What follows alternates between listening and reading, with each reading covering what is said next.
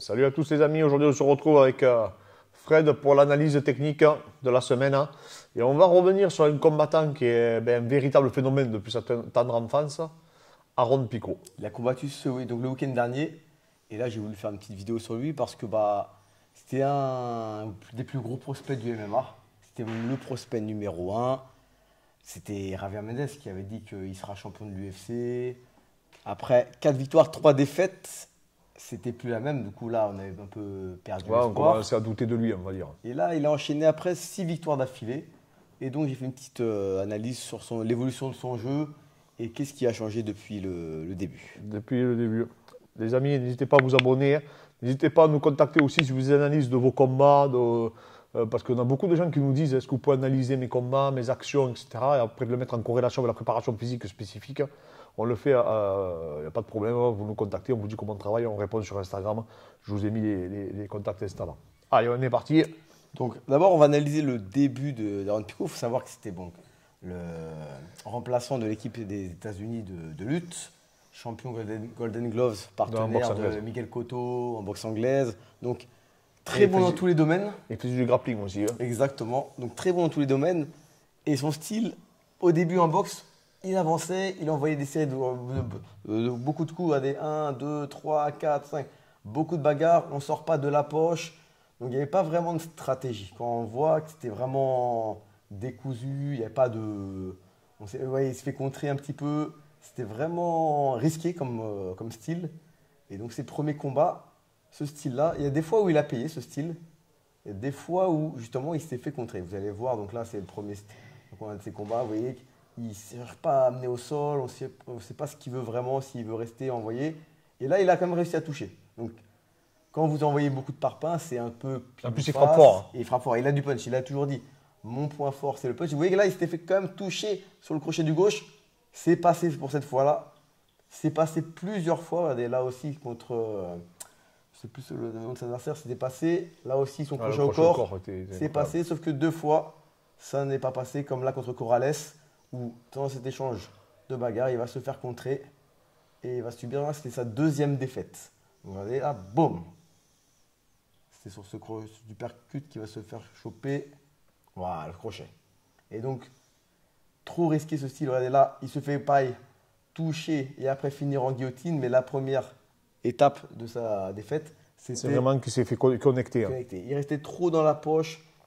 Il ne mixait pas avec le sol. Et regardez, l'amener au sol. Donc là, c'est l'amener au sol beaucoup trop. Regardez la distance.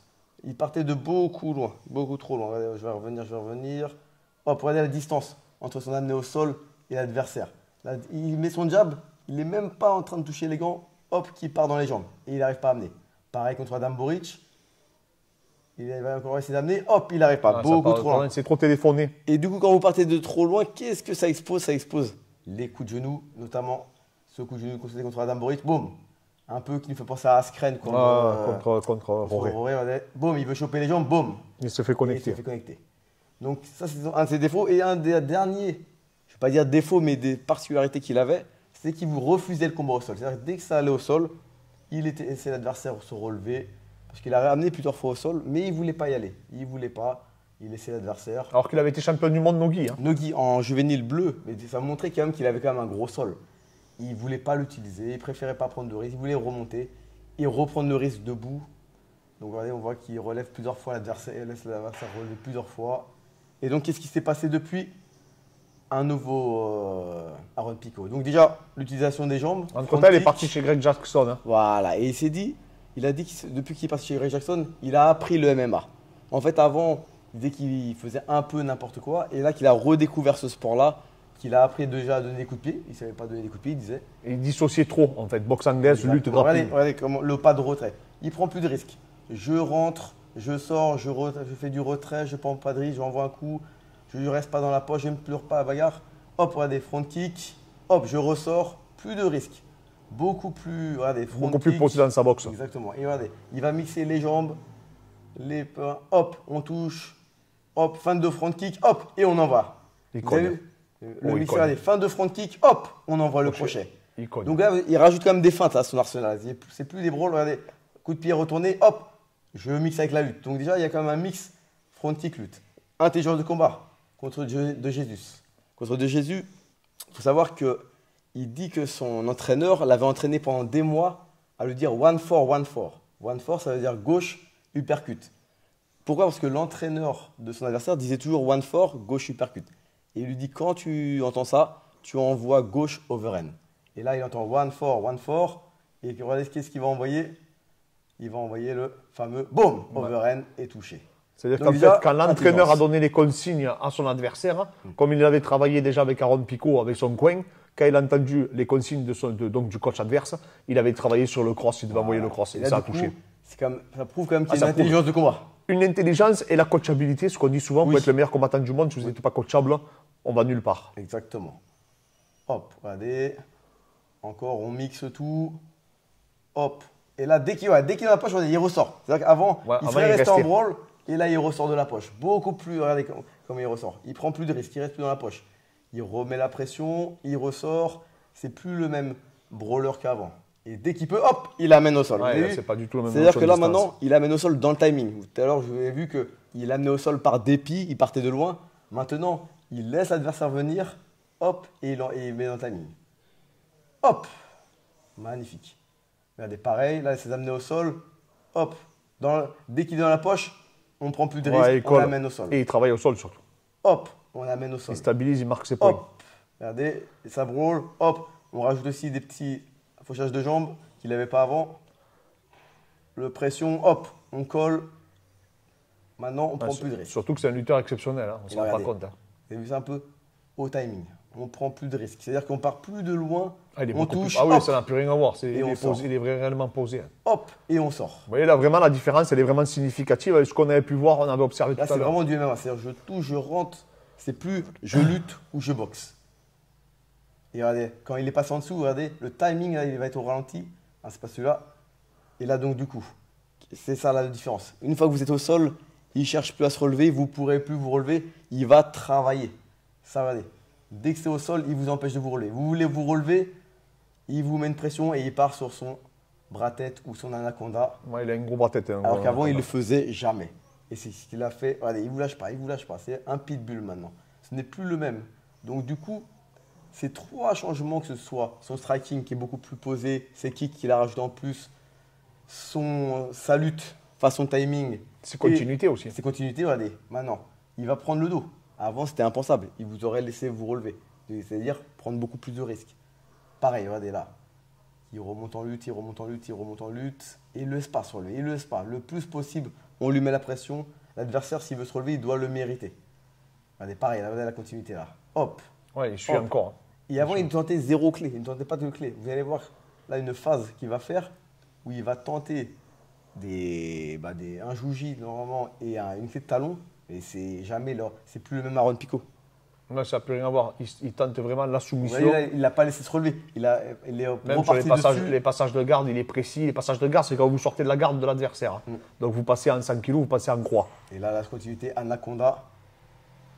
Donc là, vous avez vu que là, il mixe vraiment. Hop, il voit que l'Anaconda ne passe pas. Hop, on reprend le dos. On ne laisse pas son adversaire se relever. Hop. Passage de garde. Hop, le jouji. Boum. Ça ne passe pas. On se relève. Hop, il a une jambe qui traîne, hop, on prend la clé de talon.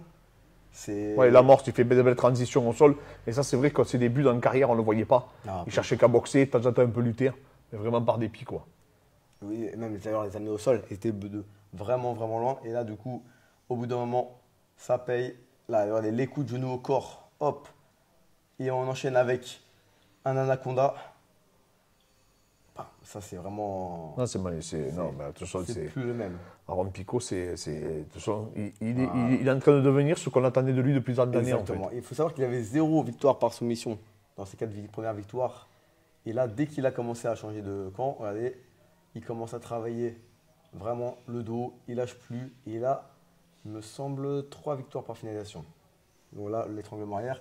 Et donc, du coup, je trouve que cette dernière action, elle montre bien le Aaron Pico, le nouveau Aaron Pico. Lutte, enfin, pied-point, lutte, anaconda. Bam, il y a tout dans cette action. C'est-à-dire qu'il a tout mixé. Et il a vraiment tout montré. Il a boxé, amené au sol et cherché la soumission dans la foulée. Est-ce qu'il n'est pas devenu un vrai combattant de MMA? Et est-ce que, du coup, ma question à Clément, est-ce que c'est pas le prétendant pour battre Pitbull? Maintenant que Ejima qui va sûrement partir, est-ce que c'est pas lui le seul qui peut le battre? Ah, c'est possible, de toute façon, il a le talent pour, on le sait. Hein. Maintenant, moi, ce qui me fait un peu peur, c'est son menton, pour rien cacher.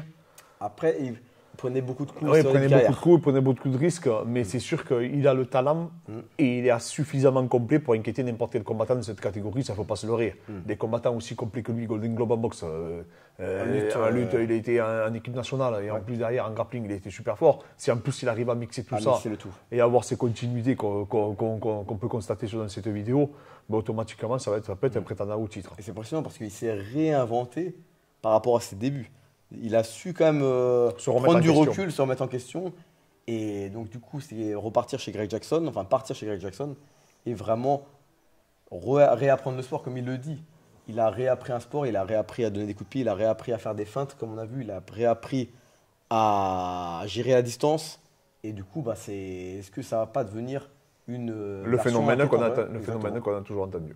On aura la réponse, c'est trop tôt encore, je pense, pour le savoir, mais on aura la réponse dans les années à venir. Bon, mais bravo Fred encore, bravo Fred pour cette analyse, ce montage vidéo, nous vous a sélectionné, donc vous allez prendre énormément de temps de faire tout ça, mais on vous fait découvrir un combattant qui vraiment, nous on a connu à ses débuts, il avait 10 ans, déjà tout le monde en parlait, c'était le phénomène du MMA mondial, Aaron Pico, combat Bellator, et donc voilà, c'est pour ça qu'on voulait vous partager, que vous voyez aussi qu'on peut se remettre en question et qu'on peut avoir une évolution. Les amis, n'hésitez pas à nous contacter donc, sur Instagram pour échanger avec nous, on organise des FAQ. Bientôt on va bientôt faire les premiers streamings avec Twitch. On attend d'avoir une meilleure connexion, on va bientôt l'avoir.